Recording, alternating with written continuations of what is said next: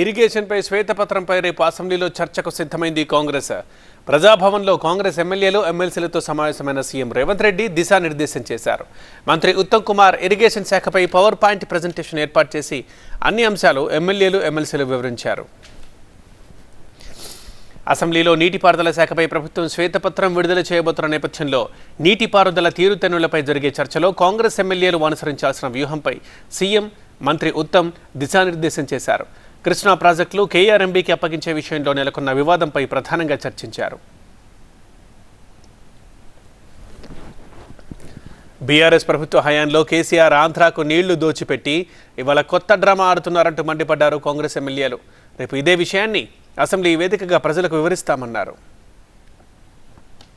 గత 9.5 సంవత్సరాలుగా కేసీఆర్ ఏ విధంగా ఆంధ్రాకు దోచిపెట్టినటువంటి నీళ్లు ఇవాళ మళ్ళీ కొత్త డ్రామా లేపి మేము వచ్చిన 2 నెలలనే కృష్ణా నీళ్ళనన్నీ కూడా ఆంధ్రాకు ఒప్పచెప్పినామని ఒక అబద్ధ ప్రచారంతో రేపు 13 తారీఖున నల్లగొండ నడిబొడ్డులో మీటింగ్ పెడుతున్నటువంటి విషయం మీద ఇలా పూర్తిగా చర్చించి దొంగే దొంగ అన్నట్టుగా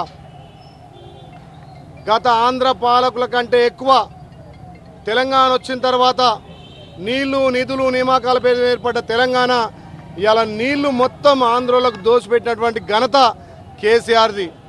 ఎప్పుడు సెంటిమెంట్ రగిలిచ్చి సెంటిమెంట్ ద్వారా ఓట్లు దండుకొని 2 సార్లు అధికారంలోకి వచ్చి ఈ ప్రాంత ప్రజల మనోభావాలను దెబ్బతీసే విధంగా మళ్ళొక్కసారి సెంటిమెంట్ రగిలించడం కోసం రేపు నల్గొండలో మీటింగ్ 13 నాడు పెట్టబోతున్నారు. కాబట్టి ఇలా తెలంగాణ ప్రజలు అర్థం చేసుకోవాలి. రేపు అసెంబ్లీలో కృష్ణా జలాల మీద పూర్తిగా మేము వివరణ ఇవ్వబోతున్నాం. జగన్మోహన్ రెడ్డితో కుమ్మక్కై మన వాటాని, మన హక్కుల్ని, కృష్ణా జలం హక్కుల్ని ఆయనకు ధరావతం చేశాడు. ఆయనే వీడియోలో మాట్లాడిన సందర్భాలు కూడా మేము చూసినాం. సో రేపటి నుంచి రేపు అసెంబ్లీలో జరగబోయే సమావేశాల్లో మా ముఖ్యమంత్రి గారు, ఉప ముఖ్యమంత్రి గారు, ఇరిగేషన్ మంత్రి గారు ఇంకా స్పష్టత, స్పీకర్ గారు అనుమతి ఇస్తే చర్చలో పాల్గొని ఇంకా కూడా స్పష్టత ఇస్తారు. కేసీఆర్ గారు ఇక్కడైనా అబద్ధాలు ఆడడం మానుకొని ప్రజాస్వామ్యం మీద నమ్మకం ఉంటే అసెంబ్లీకి వచ్చి అసెంబ్లీకి అటెండ్ అయ్యి ఆయన చేసిన తప్పిదాలని వివరించుకోవాల్సిందిగా కోరుతాం. నిజ స్వరూపాన్ని, గత ప్రభుత్వం యొక్క నిజ స్వరూపాన్ని కళ్ళకు గట్టినట్టుగా దృశ్యమాలిక ద్వారా మాకు చూపెట్టడం జరిగింది.